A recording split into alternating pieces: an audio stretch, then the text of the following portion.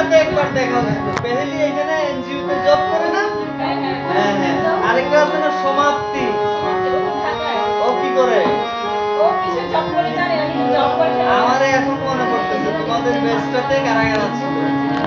আমি বুঝলাম স্কুলে মাস্টারি করতাম। তাই ওই যে উত্তম বাবু সহ আপনাদের স্কুলে উত্তম বাবু, তারপরে এই যে ভবতোষ